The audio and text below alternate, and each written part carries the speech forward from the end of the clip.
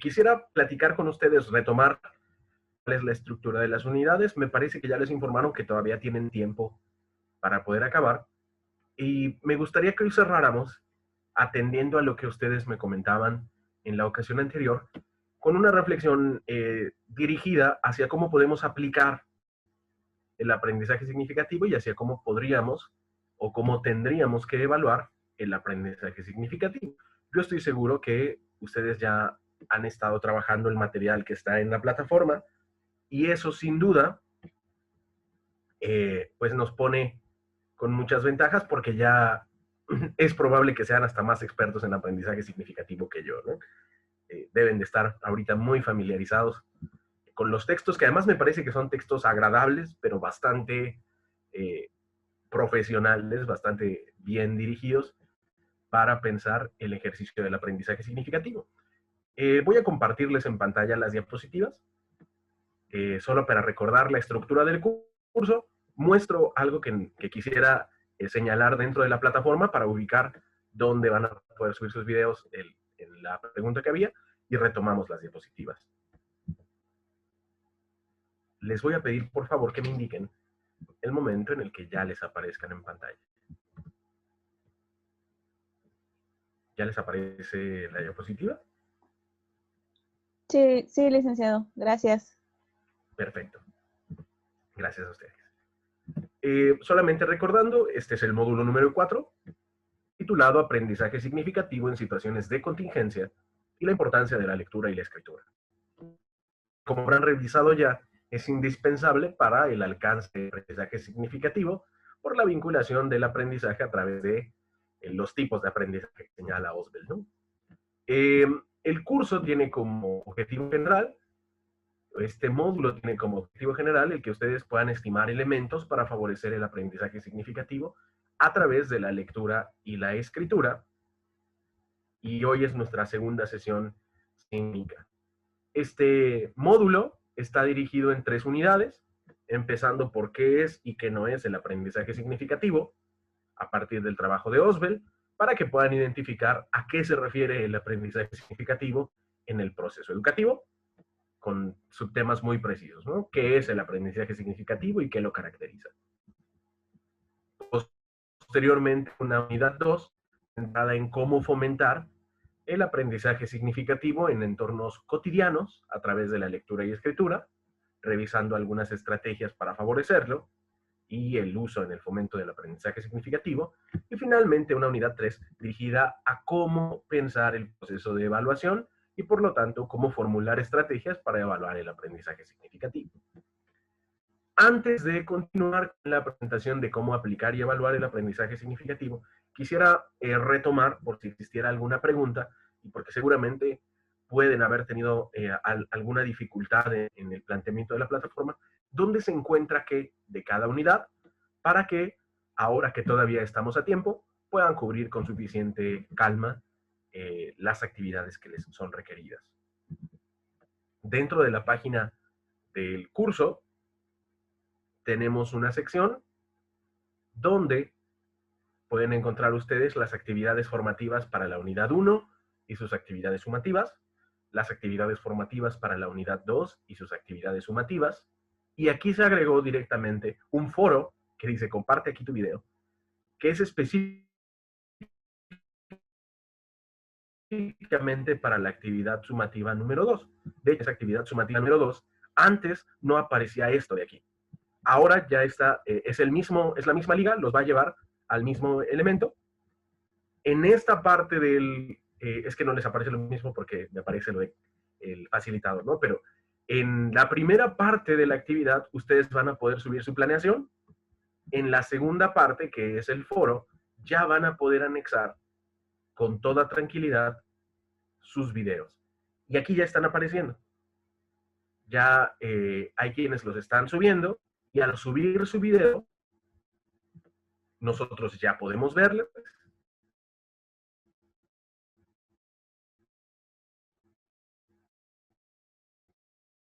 y ya podemos responderles. Espero que esto nos facilite el trabajo porque era una dificultad que estaba leyendo que varios estaban teniendo respecto a dónde subir y cómo subir el video. ¿Qué opciones tienen? Pueden subir el video a YouTube, pueden subir el video a una plataforma, pueden subir el video directamente a la plataforma del Moodle, dependiendo de lo que les sea más fácil. Recuerden que no tiene que ser un video extremadamente complejo, simplemente tienen que ser ustedes presentándonos en la forma más sencilla, a través del lenguaje, a través de la lectura y escritura,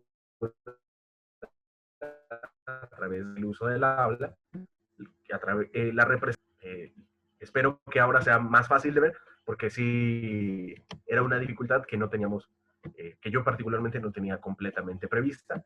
Espero que ahora ya podamos hacer. Están teniendo problemas con mi voz, ¿verdad? Es lo que leo en el chat. Permítanme 2 segundos.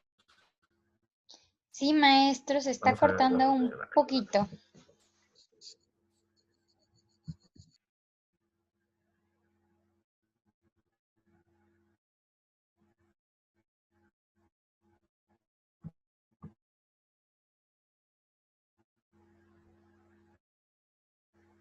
O se escucha igual de mal.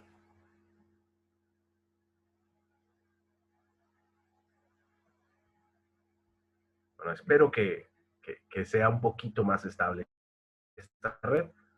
Vamos a ver cómo nos va funcionando. Les pido que me vayan indicando si en algún momento me pierdo, me dejo de escuchar, para que pueda retomar. Se sigue cortando la voz. Rayos. A ver. Voy a apagar mi cámara, que suele ser una fuente de perder ancho de banda. Y espero que me puedan escuchar un poquito mejor. Les repito, en estas secciones de la plataforma ustedes van a poder subir su video y ahí van a poder observar el video de sus compañeros. Y ahora vamos a platicar un poco acerca de cómo funcionaría aplicar y evaluar el aprendizaje significativo.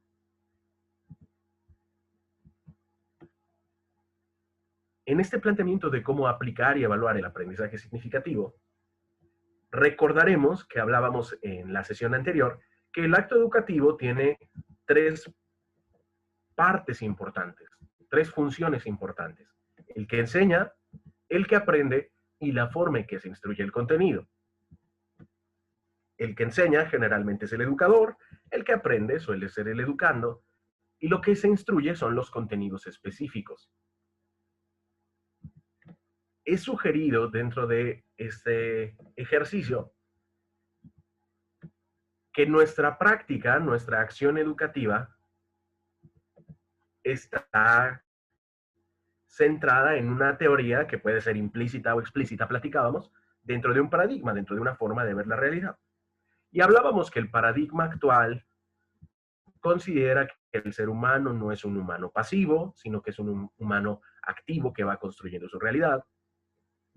Y por lo tanto, se generan teorías que responden a esta inquietud de cómo el ser humano procesa la realidad, cómo la integra, y los efectos psicológicos que le van dando sentido a su estructuración de la realidad involucran el aprendizaje.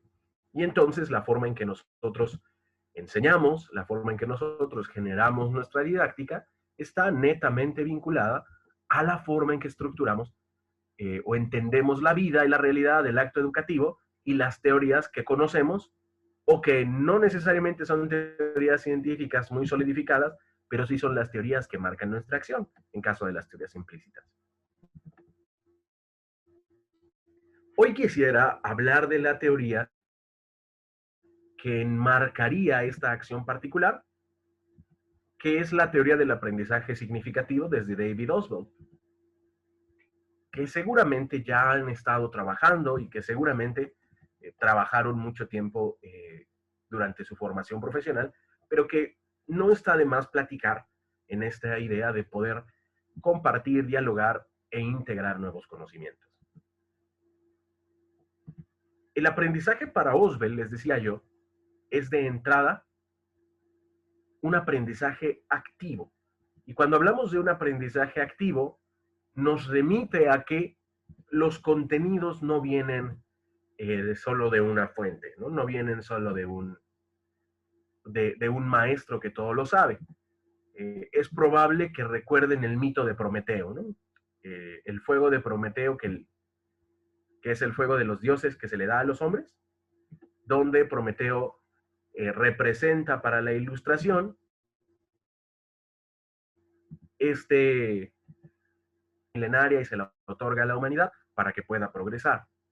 En ese sentido, en la ilustración a partir del siglo XV, pero específicamente a partir del siglo XVII, se postulará la idea de que el maestro es el que sabe, es el que está iluminado, y el estudiante no tiene nada que hacer más que estar atento.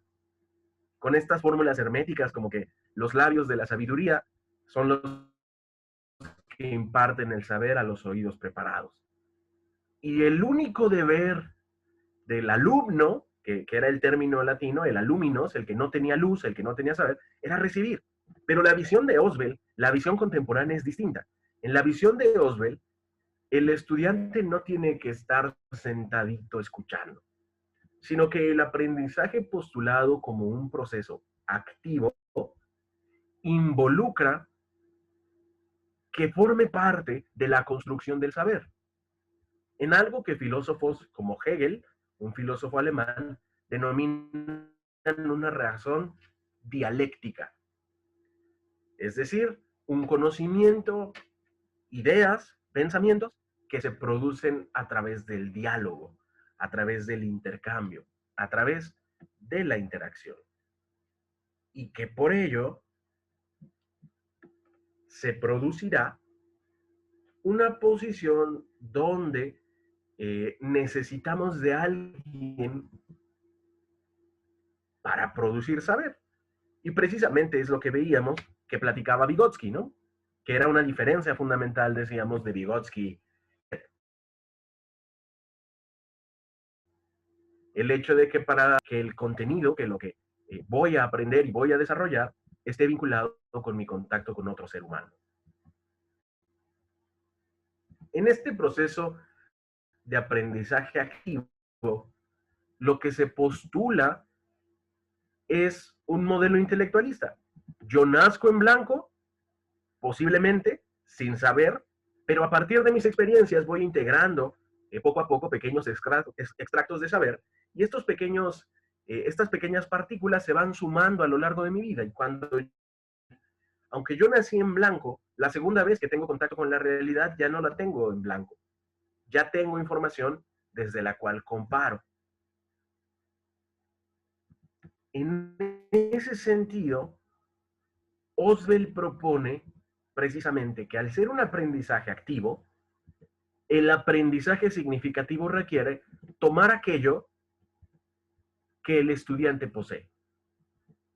No descubrir simplemente, no asociar simplemente, sino generar significados, generar puentes, conectar información y utilizar esa información para resolver situaciones en la vida diaria.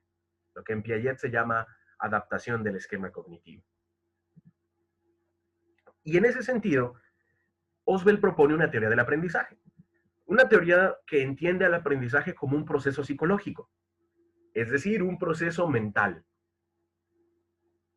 Y en este sentido encontraremos muchas definiciones clásicas de aprendizaje, ¿no? Desde la postura de Skinner de un cambio en la conducta relativamente permanente en el tiempo que se debe a la experiencia, hasta posiciones cognitivas contemporáneas como la de Gagné, que es un cambio en la disposición, en el comportamiento y en el pensamiento humano que no es atribuible a la maduración. De entrada hay dos posiciones distintas.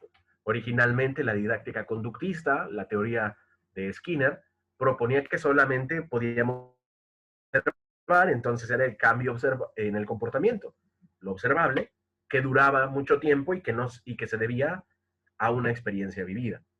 Las teorías cognitivas ya sugieren como proceso psicológico el hecho de que no solo se modifique el comportamiento, sino nuestra forma de ver, de contemplar y de reaccionar ante la realidad. Por ejemplo, cuando se sugiere un cambio en la disposición, un cambio en el pensamiento, un cambio en el comportamiento, ya no solo hablamos de conducta observable, sino de muchos elementos que pudiéramos no ver. Y dan un detalle muy importante. No es atribuible a la maduración, no depende de la edad, sino que el aprendizaje depende, sea yo un niño o sea yo un adulto. Voy a aprender. Y para Oswald, este aprendizaje, esta modificación que involucra la información y cómo me comporto a partir de la información que manejo, está relacionada con la construcción de significados. Y esta construcción de significados significa que el que aprende tiene que poder utilizar y tiene que poder relacionar lo que está aprendiendo. No solo sabe hacer, pero tampoco solo sabe repetir. No solamente se aprende las cosas de memoria, no solamente adquiere habilidades, sino que puede hacer las dos. Esa es la apuesta bastante ambiciosa que postula Oswald. No solamente va a repetir palabras, no solamente va a copiar lo que le dicen, sino que además va a poder vincular eso que le dicen para observar, para atender la realidad. Y la forma en que va a dotar de sentido y de significado, la forma en que va a enlazar esos esquemas, va a ser a través del enlace del conocimiento. Si ustedes vieron la película de Disney Rompe Ralph, ¿no? Ralph el Demoledor, me parece, recordarán que hay una parte donde se abren en los videojuegos y sale como una serie de maraña donde todos los circuitos están conectados. Y eso estabiliza el proceso de cómo aparece un personaje en el juego. Esto nos remite precisamente a la idea de que el conocimiento, el procesamiento cognitivo, el procesamiento intelectual, requiere hacer estas marañas, requiere hacer estas conexiones a partir de lo que yo sé. Desde elementos súper sencillos.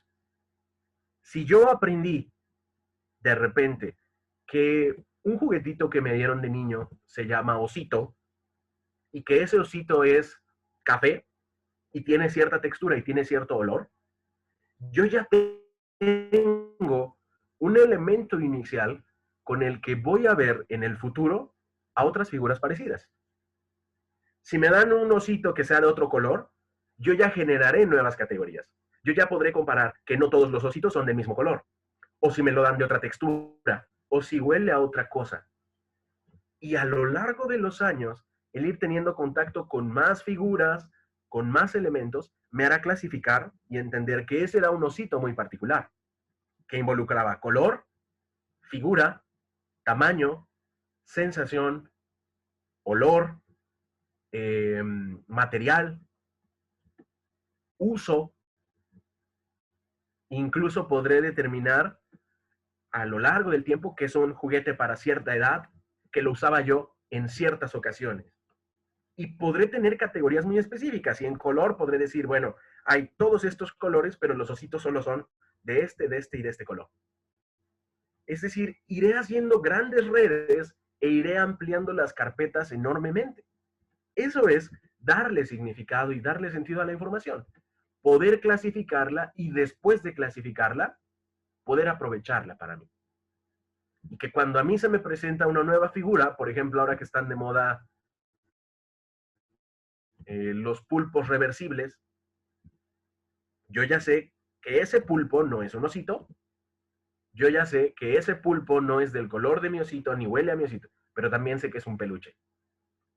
Y también sé que tiene cierta función y ciertas sensaciones táctiles. Aunque lo vea nada más en la pantalla, aunque no lo tenga en mis manos, me imagino cosas, porque ya tengo un aprendizaje previo al respecto. Ya tengo conocimiento de información.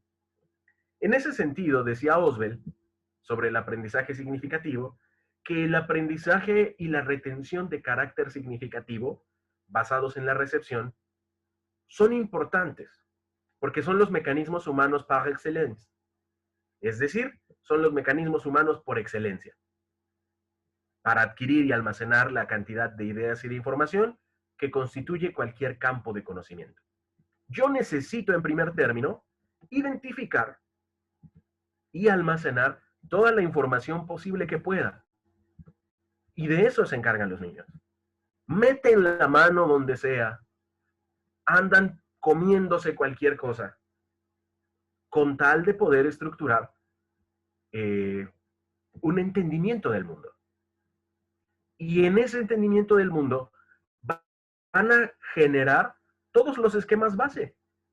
Y después solo van a comparar si se parece o es diferente a lo que ya conocían.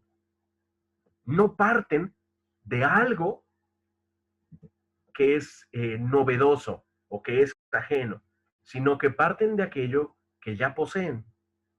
Por eso se considera que sí es importante que se aprenda y se retenga información. Y esto llevará a Ausubel a decir que allí estriba la eficacia del aprendizaje significativo, en dos características específicas. Que tiene un carácter no arbitrario. Yo no le digo exactamente qué pensar, ni cómo pensar, ni qué aprender, ni cómo aprender. Y su sustancialidad. Que el aprendizaje significativo no es literal, por así decirlo, no es un sólido, sino que se puede adaptar, que puede tomar varias formas, que puede relacionarse con situaciones distintas. Ustedes y yo, por ejemplo, aprendimos a amarrarnos las agujetas de los zapatos. Quizá no aprendimos con la misma especificidad, quizá no había un interés tan importante en que aprendiéramos a atar, por ejemplo, las bolsas del súper, o en que aprendiéramos a atar otros nudos en otras circunstancias. Pero el haber aprendido a hacer nudos para los zapatos nos facilitó el poder hacer nudos con bolsas, con globos, a amarrar otras cosas que no son los zapatos, a partir de aquello que yo ya poseía. Y en ese sentido no necesitan enseñarme algo de forma única, no necesitan enseñarme que solo se tiene que hacer así para que yo lo aprenda. Y eso nos tendría que poner a pensar y a cuestionarnos algunos elementos, ¿no? Por ejemplo, habrán visto en internet un video que estuvo circulando hace poco sobre cómo están enseñando a dividir o multiplicar en algunas tendencias didácticas, y las personas dicen que son eternas, ¿no? Que tardan muchísimo más. Pero quizá habrá que ver si el interés es que siempre lo hagan así o que entiendan lo que están haciendo. Quizá a veces queremos que los estudiantes hagan y piensen exactamente como nosotros, más allá de que hagan y piensen a partir de lo que les estamos facilitando nosotros. Y es distinto. No es igual que hagamos pequeñas copias de nosotros a que habilitemos que con lo que nosotros les podemos aportar, ellos construyan su mundo. Por supuesto, requieren de nuestro apoyo, absolutamente. Pero el fin, dirá Ausubel, es que ellos, al final del proceso educativo, es decir, saliendo de la educación por lo menos obligatoria, tengan habilidades para pensar. Algo que decía Piaget no se logra en los sistemas educativos que él evaluó. Piaget muere en el siglo pasado. No tenemos mediciones muy actuales, que sería interesante hacerlo, pero por ejemplo, Piaget encontraba que la mayoría de los adultos no tenían operaciones formales. Eso significa que eran muy buenos para repetir, que eran muy buenos para imitar, que eran muy buenos para copiar ideas, pero no eran muy buenos para crear sus propias posturas, para defender sus posiciones o para argumentar sus decisiones. ¿Qué implica este aprendizaje significativo? Para empezar, que no iniciamos en blanco la escuela. El niño que llega, sepa leer y escribir o no, sepa hablar nuestro idioma o no, tenga o no ciertos vídeos del lenguaje, tenga o no ciertas conductas adquiridas, a lo mejor es extremadamente amable, es extremadamente atento y a lo mejor no. Pero lo que no nos debe caber duda es que venga como venga, no viene en blanco. Tiene un trasfondo que va mucho más atrás de lo que la escuela le ha dado. Porque todo el tiempo tuvo contacto con el mundo. Pero el aprendizaje significativo, dice Oswald, es pensar qué tiene ese estudiante que llega que yo puedo aprovechar para fomentar que adquiera lo que a mí me interesa que adquiere. ¿Cómo puedo utilizar eso que ya trae, que yo no manejé, que yo no instalé, pero que ya lo tiene? Y ahí es donde se sugiere la idea, pues hay que aprender a enlazar la información. Que eso que sabe le sirva. A lo mejor no le va a sonar muy cercano a un niño de cierto contexto lo que le suena cercano al de otro contexto. Por ejemplo, en población urbana y rural. Es mucho menos probable que el estudiante de población urbana tenga un entendimiento y un contacto con la naturaleza como lo tiene el de la población rural. En lugar de esperar que uno piense como el otro, podemos aprovechar las diferencias que tiene uno con otro.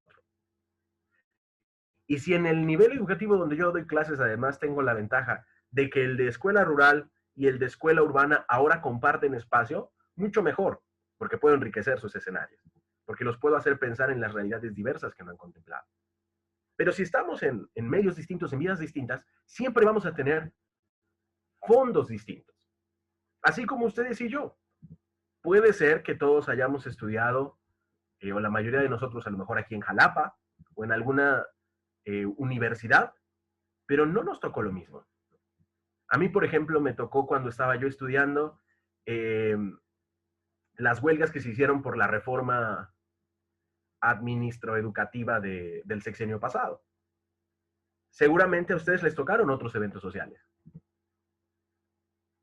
Cuando tenemos un contacto, podemos poner en común lo que compartimos, pero también podemos hablar acerca de lo que nos es diferente. Y así aprendemos en conjunto, pero cada quien aprende de acuerdo a sus propias necesidades y de acuerdo a sus propios intereses.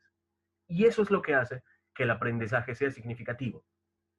Porque dice Oswald que si no tiene sentido, si no lo veo relacionado con mi realidad, no me va a servir absolutamente de nada. Llega el lunes, el niño se sabe de memoria perfectamente la efeméride. La recita en el acto a la bandera. Pregúntensela al otro día. Si tienen suerte, en el recreo del mismo día todavía se acuerda. Pero generalmente encontraremos que a partir del segundo y el tercer día, nada de ese conocimiento se quedó. Porque para él, Miguel Miramón no tiene nada que ver con su realidad. Porque para él, las constituciones de Cádiz no tienen nada que ver con lo que está viendo en la tele. Y en ese sentido, el aprendizaje significativo tendrá el reto de que tenemos que ver cómo podemos vincular esto que le interesa a él y hacer que aprenda. Y con las limitaciones que tenemos. Esto, por ejemplo, se ve mucho en el modelo finlandés, que habrán escuchado maravillas del modelo finlandés. Pero para empezar, el modelo finlandés tiene 2 maestros por aula. Uno que da explicaciones y otro que va caso por caso. Pero tienen como postura didáctica, como modelo pedagógico, esto en común. Si yo sé que a un niño, por ejemplo, le gustan los dinosaurios, yo puedo aprovechar y hablar de los dinosaurios, dicen los finlandeses, para tocar temas de geografía, para tocar temas de ciencias naturales, para tocar temas de arte, para tocar temas incluso de historia, y enlazar eso que a él le importa con lo que tiene que aprender. Por supuesto, hay muchas dificultades para hacerlo. Probablemente ellos tengan grupos de 10, 12 niños. Nosotros tenemos grupos hasta de 40. Pero parece que hay quizá algo de la experiencia exitosa que parecen tener que podemos retomar, que es el hecho de que todos recordamos cosas que vimos en la escuela y que no nos sirvieron para nada, o que creíamos que no nos iban a servir para nada hasta que crecimos y entonces dijimos, ah, sí era importante. Parece ser que eso es parte de lo que requiere también el aprendizaje significativo, el poder enlazar. Y en ese sentido, Oswald propone que necesitamos 3 fases para sugerir el acto educativo desde el modelo del aprendizaje significativo. Una primera fase de organización donde yo debo de clarificar para qué nos va a servir lo que vamos a ver o qué es lo que quiero que hagamos durante este acto educativo. Donde voy a presentar el material o las actividades que se espera que hagan y que van a... ¿Qué de esto saben los estudiantes? ¿O qué se parece a lo que saben? O si no saben nada al respecto. La presentación del material. Y en esa presentación tenemos que hacer explícita, dice Oswald, toda la organización del material. Aquí están los recursos, los pueden encontrar en estos espacios. Yo les sugiero que para trabajarlo sigan este camino. Podrían apoyarse de tal forma que vean el orden lógico de lo que necesitan ir cubriendo, pero que tampoco quede prohibido lo que no rompe el orden lógico. Yo recuerdo que en algún momento me platicaban experiencias en un país que tiene amplio rezago en lectura, de profesores que, por ejemplo, regañaban a los niños porque habían acabado la actividad y se ponían a leer en el libro de la Secretaría de Educación algunos de los cuentos que vienen. Pues eso no me estorba para nada, ¿no? Quizá podría yo utilizar qué sí tienes que hacer y además de eso, aprovechar las otras habilidades e intereses que tiene. Y ahí dirá Oswald, vendrá la tercera fase. Hay que fortalecer su organización cognitiva. A partir de que yo trabajé con lo que los estudiantes saben y les di material para incrementar su acervo, ¿cómo puedo promover el aprendizaje significativo a través de ayudarles a clasificar? Esto se relaciona con, esto se usa en, esto sirve para, esto me podría ayudar en tales escenarios. Así promovemos el aprendizaje, ayudando no a memorizar, sino a enlazar.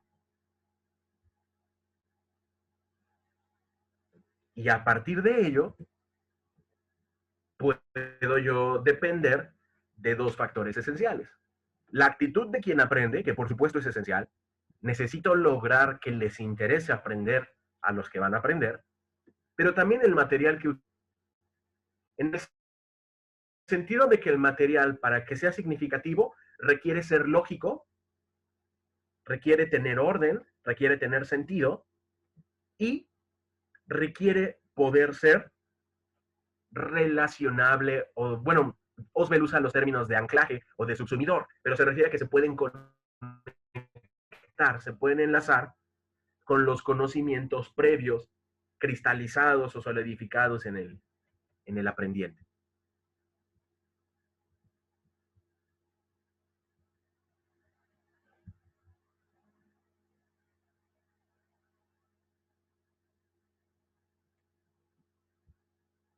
Y esto me lleva a organizar la información. Yo como docente, dice Oswald, tendría que ser muy bueno para organizar la información. A lo mejor no soy el más experto en todas las temáticas que tengo que impartir, pero si soy bueno organizando, yo puedo ayudar a que ellos lo aprendan.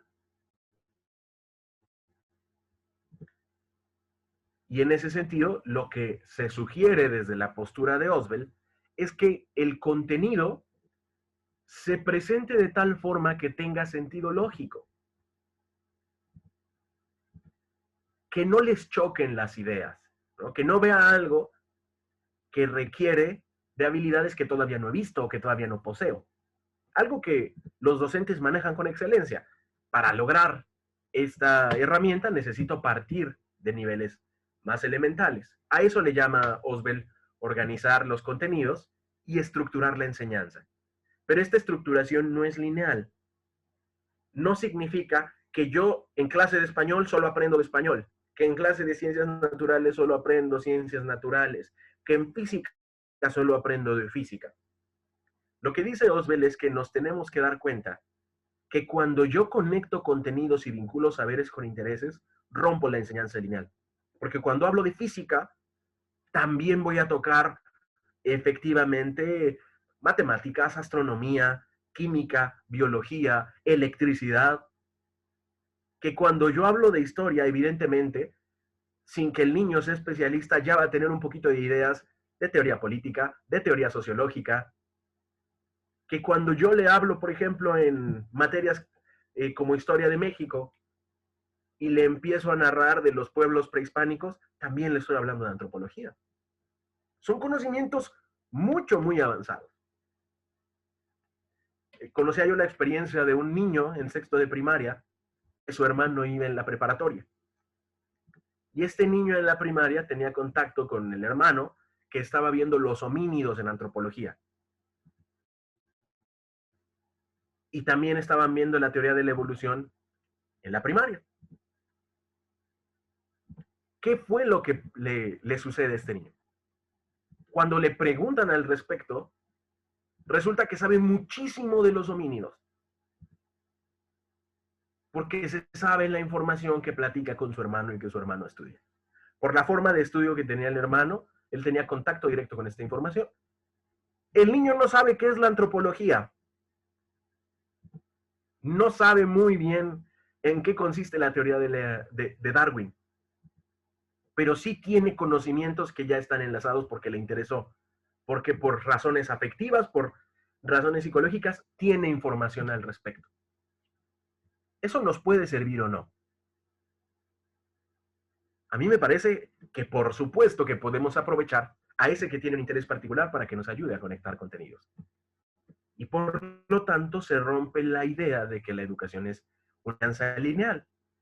Y se proponen 4 principios para ayudarnos a organizar esta información. Y los habrán encontrado en el texto. La diferenciación progresiva, la reconciliación integradora, la organización secuencial y la solidificación. Vamos a describir rápidamente cada una de ellas. Lo primero que el docente hace, dice Oswell, es ayudar a la diferenciación progresiva. Esto quizá le suene. ¿Qué es y qué no es un contenido? Eso es lo primero que necesito hacer, ayudarle al estudiante a saber qué es y qué no es. Construir el saber a partir de identificar y de diferenciar. Para los que les guste, por ejemplo, el diseño instruccional, la planeación de objetivos, pues le ayudamos a identificar, a describir y a analizar. Es decir, a ir de aspectos muy generales a aspectos muy específicos. Ahí se hace la diferenciación progresiva. ¿Qué es y qué no es? En un segundo momento, a partir de la diferenciación, de que yo describo qué es y qué no es, puedo llevar a la reconciliación. ¿A qué se parece? Donde se observa de forma común qué lo diferencia de algunas cosas parecidas, con qué se usa o en dónde se usa. Ahí los llevo a comparar, a ejemplificar y a valorar habilidades cognitivas más difíciles.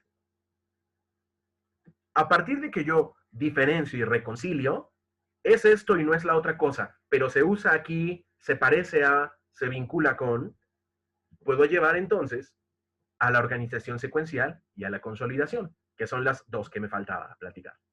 La organización secuencial, es decir, necesitas saber esto para llegar a otro lugar, o lo que aprendiste se relaciona con, pero facilitando que se entienda. Porque si yo no le digo que eso tiene que ver, a lo mejor lo infiere, pero a lo mejor no tiene sentido. Necesito hacerle muy explícito cómo se relaciona esto con lo que ya sabe. Y eso nos ayudará finalmente a la consolidación. Ya que entiende qué es, ya que sabe dónde se usa, ya que lo relaciona con lo que posee desde antes, entonces lo puede consolidar a través de realizar las tareas en contextos distintos. Ya no solo lo hace como dice el libro, y ya no solo lo aplica en la escuela, sino que además le encargo que lo empiece a usar y a generalizar en situaciones cotidianas. Y para hacerlo necesito de la lectoescritura. Necesito que identifique cuáles son esas situaciones que tienen las mismas características. Que pueda descifrar cuando se requiere de esa habilidad. Que se lo pregunte yo en clase, se lo pregunte yo en un examen o se lo pregunten con una prueba como las de PISA, pueda identificar de qué le están hablando y qué tiene que hacer. Pero no porque lo hace porque siempre le dieron esa instrucción, sino porque entiende los contenidos, los relaciona. Dice, ah, estamos hablando de áreas, ah, estamos hablando de perímetros, ah, me piden una división. Y en ese sentido, fomento 3 tipos de aprendizaje fundamentales que sugiere Oswald. Paso del aprendizaje representacional, usar palabras para clasificar el mundo, al aprendizaje conceptual.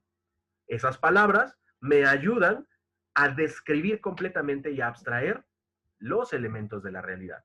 No es lo mismo decir mamá cuando soy un niño de 1 año para referirme a mi mamá que decir mamá como concepto cuando ya voy en la secundaria. Ya necesito tener palabras para definir qué hace que algo sea mamá o no mamá. A eso se refiere el aprendizaje conceptual. Ya no solo integro palabras, ya integro sus relaciones para estructurar y abstraer la realidad. Y eso me lleva finalmente al aprendizaje proposicional. A partir de que tengo conceptos, yo genero ideas. Y esas ideas las manejo por diferenciación, por reconciliación o por combinación. Para que el niño entienda las leyes de Newton, primero necesita saber qué es sumar, qué es restar, qué es dividir, qué es multiplicar, qué es moverse, qué es la gravedad. A partir de esos significados más complejos ya le puedo enseñar proposiciones, no al revés. Lo que nos está pidiendo Oswald es bastante sencillo de decir, no tanto de hacer, pero bastante sencillo de decir. Tenemos que ir de lo simple a lo complejo. Y eso nos ayudará a evaluar. Que no es cometer este ligero error de medir y ya.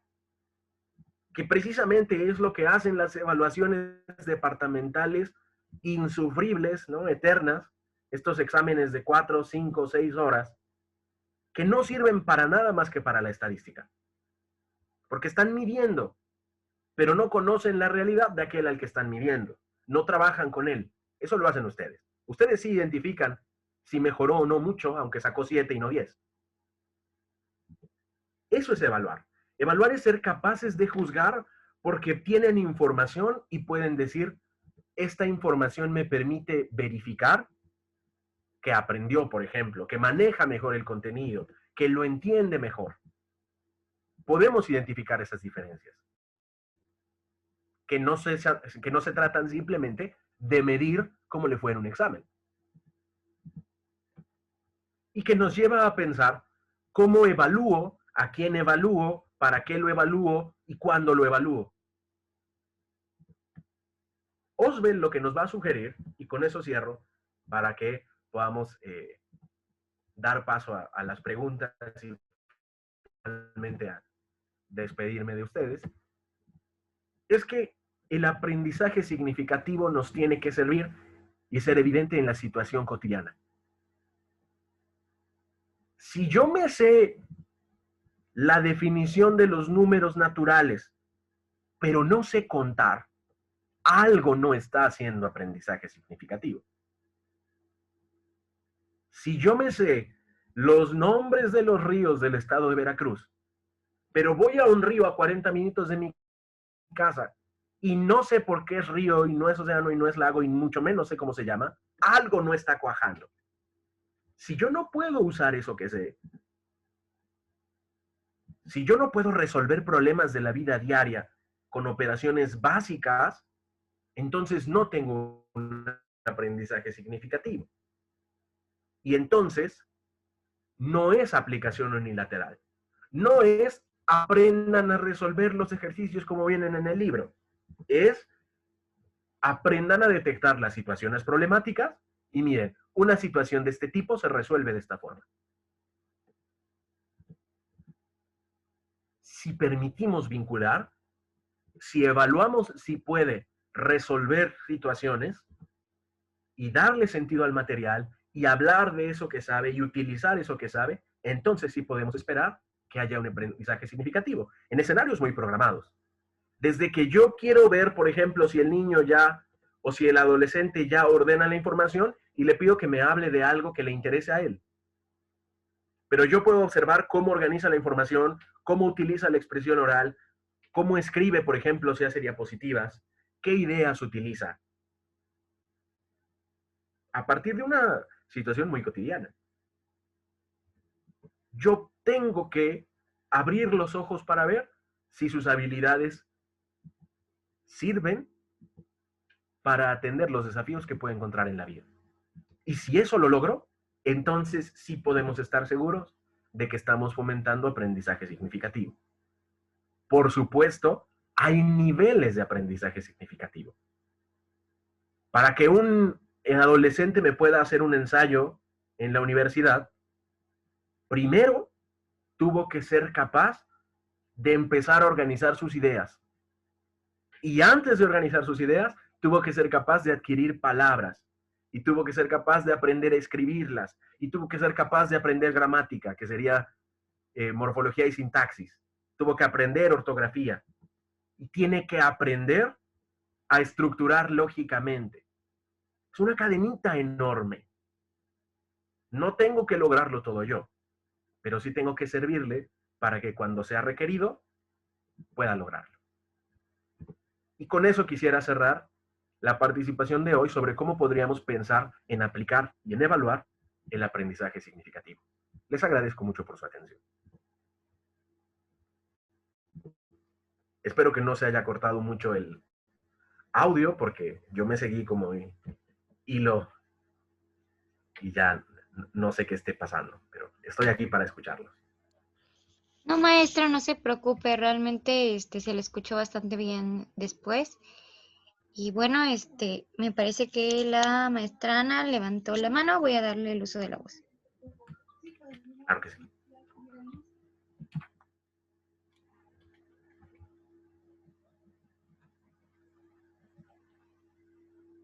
Me parece que está en silencio su micrófono. Ya. Hola, muy buenas Ahí se oye. noches a todos, a usted también, profe. Bueno, antes que nada quisiera hacer 2 comentarios. El primero de ellos es felicitarle por el dominio del tema. También comentarle que las actividades formativas que bueno, nos sugirió en la plataforma me parecieron adecuadas al enfoque que usted quería lograr, ¿no? Que nosotros aprendiéramos qué era el aprendizaje significativo y sobre todo aplicarlo cuando usted nos pide hacer una planeación, un video, le explicar y de qué manera evaluarlo. Entonces, por esa parte me pareció fabuloso cómo es que llevó el tema y cómo lo llegó a aterrizar en las actividades. Por otro lado, quisiera hacer el siguiente comentario. Usted en la lectura lo manejaba, usted también lo decía, que para que haya un aprendizaje significativo debe haber una actitud positiva por parte del alumno. Y yo creo que para poderlo lograr, lo primero es llamar la atención de él. Y cuando digo llamar la atención, no es estarle diciendo, hey niños, préstenme atención, o pegar en el pizarrón y hey, atentos. Yo creo que la atención no se pide, es algo que se conquista. Entonces, bueno, esa sería mi participación y una vez más agradecerle. Gracias. Muchas gracias a usted. Y no solo se conquista, yo creo que incluso se enseña. A veces de repente nos desesperamos porque un niño no nos pone atención y tal vez es porque no se los han enseñado en casa. Ninguno de nosotros era feliz. Piensen, por ejemplo, cuando los llevaban de chiquitos a misa o cuando les ponían a ver un programa de adultos o a escuchar una plática de repente. Era aburridísimo. Aprendimos a poner atención. Ni siquiera tendríamos que decir está enfermo y tiene trastorno por déficit de atención. Primero tendríamos que pensar la situación y ver si sabe atender. y ya después tendríamos que valorar. Efectivamente, es un esfuerzo continuo. Le agradezco mucho, Ana. ¿Alguien más quiere que abra micrófono? Con todo gusto.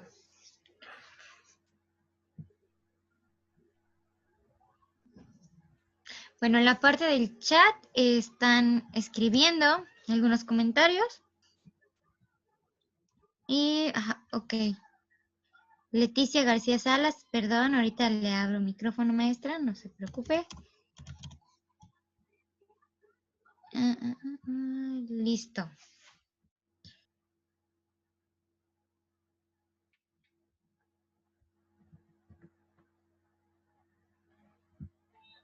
Buenas noches, maestro. Bueno, buenas noches a todos. Y muchas felicidades, maestro, por tomarse todo este tiempo y pues enseñarnos y mostrarnos muchas cosas, ¿no? Creo que nosotros en la actualidad, muchos de nosotros, más ahora que estamos a distancia, nos estamos preparando. Esto nadie lo esperaba. Para nosotros ha sido muy difícil porque en lugar de, siempre nos preparan para, y ahora no nos prepararon para. Nosotros nos tenemos que estar preparando para. Nosotros, aún teniendo pocos niños, porque hace rato usted lo mencionaba, que no, en otros lados pues tienen pocos niños y tienen 2 personas atendiendo. Aún nosotros, aunque tengamos muchos, aunque tengamos pocos, atendemos y nos preocupamos por todos los niños, no nada más por unos pocos. En esta pandemia hemos aprendido a preocuparnos más por esos niños que no están, que no vemos a diario, bajo todos los conceptos que nosotros podamos apoyarles. Los niños son diferentes, aprenden de diferente forma, tienen diferentes intereses. Entonces nosotros los maestros no solo nos preparamos para trabajar en nuestras actividades diarias, para lo que nosotros vemos por algunos. Tenemos que tener una gama de actividades. Yo soy maestra de preescolar, una gama de actividades. A lo mejor un niño aprende con un memorama, a lo mejor aprende con unos títeres, con un cuento. O sea, tenemos que tener una gama de actividades para todo tipo de niños. Trabajamos en relaciones también con nuestros contextos, aunque ahorita nosotros tenemos la facilidad de tener Aprende en Casa, que se supone nos está ayudando con nuestros niños, pero si nosotros vemos actividades muy altas para nuestros niños, nosotros las adaptamos. O sea, creo que nosotros estamos buscando ese aprendizaje significativo. A lo mejor ahora tenemos un poco más de teoría, un poco más para entenderlo, pero así y todo creo que nosotros, los maestros, lo venimos manejando. Entonces, pues ahora sí mi panorama se abre más, ¿verdad? Con todos sus comentarios y todo lo que usted nos ha enseñado. Muchas gracias. Muchas gracias, y por supuesto que es un reto. Efectivamente, nadie estaba preparado. Precisamente esa es la gran dificultad. Nadie se imaginaba que nos podía pasar esto. Sí, es un esfuerzo muy importante el que estamos haciendo.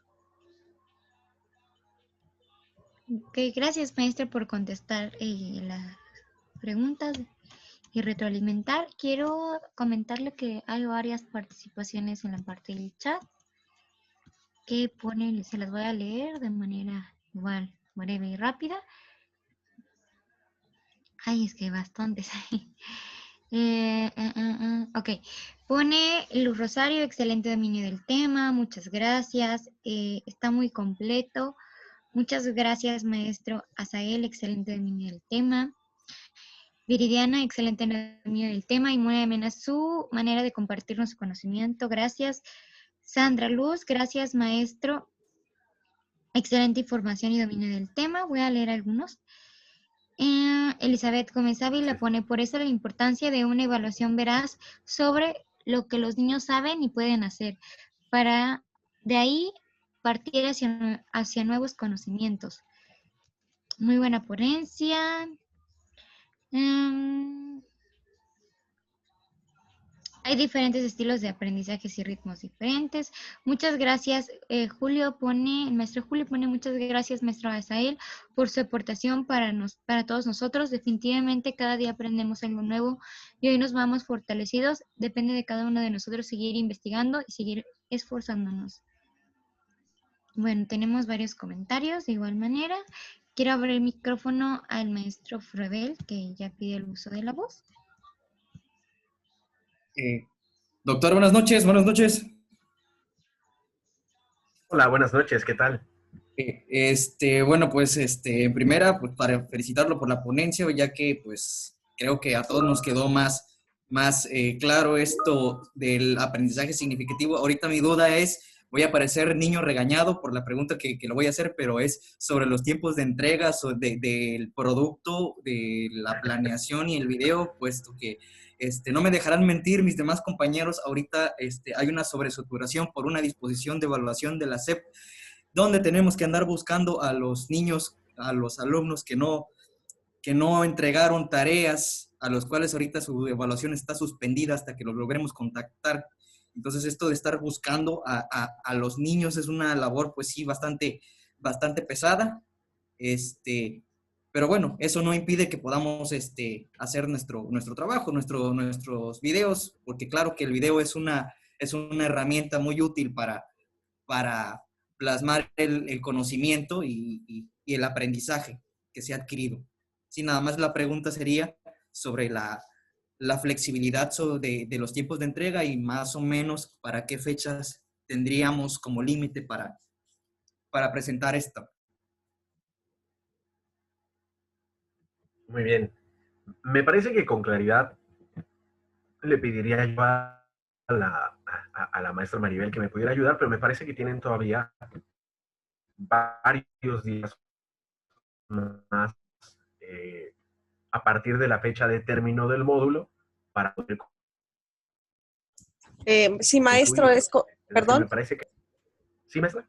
Sí, es correcto. Las fechas de término de los cursos y talleres en la plataforma Moodle están en el Excel, en la imagen de Excel que está al inicio de cada uno.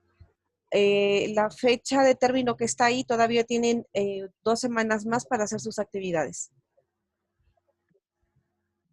Es decir, este módulo, gracias maestra, este módulo que acaba el 18, De nada. no tienen hasta el 25, sino que tienen hasta el 2 de diciembre para acabar este módulo. Y respecto a la saturación, sí, estoy seguro de que estamos muy cargados, así que no se preocupen. Yo también ya estoy resolviendo y respondiendo algunas de las tareas que he recibido, pero poco a poco nos iremos acomodando. ¿Qué, doctor? Antes de que cierre, por cierto, Federico Froebel es una de las claves que aporta ideas. Sí, sí. Muchas Sí, gracias. nada más que a mí me lo pusieron como nombre en vez de apellido. Para que no se le olvide. Sí, sí. Gracias, doctor. A usted. Antes de cerrar la sesión, quisiera que nos tomáramos la foto para que no se... me parece que... no, ya no.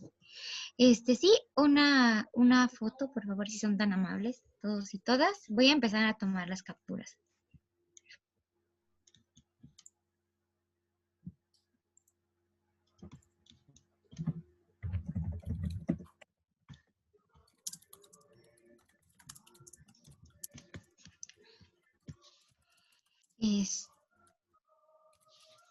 Sería... ok. Listo. Ya tomé varias capturas de pantalla. Y bueno, maestro, como le comento, ahí siguen felicitándolo en la parte del chat. Veo que ya respondió usted también. Y bueno, básicamente... Acabo de ver, gracias. Agradecerle porque creo que su participación fue muy clara y muy concreta y fue muy precisa en todo lo que les quiso compartir el día de hoy y retroalimentar a los maestros y a las maestras. Y bueno, pues agradecerle. No sé si quiera usted decir algo antes de irnos. Pues solamente agradecerles por la confianza y por que espero que haya sido un módulo agradable. no una carga extra, sino algo que nos ayude a reflexionar sobre lo que amamos, que es la práctica docente. Y pues cualquier duda, cualquier necesidad, estaré atento para poder responder. Igual está el foro dentro de la plataforma, donde ustedes pueden escribir en el de la sesión sincrónica lo que viene al inicio del módulo, y con gusto podremos resolver ahí las inquietudes. Muchas gracias y ojalá esto se acabe pronto, pero mientras acaba, ojalá le saquemos provecho a la situación de la pandemia y podamos sacar los mejores resultados. Gracias por su esfuerzo. Muchas gracias a todos y todas. Que pasen una excelente noche. Nos estamos viendo. Cuídense mucho. Hasta luego.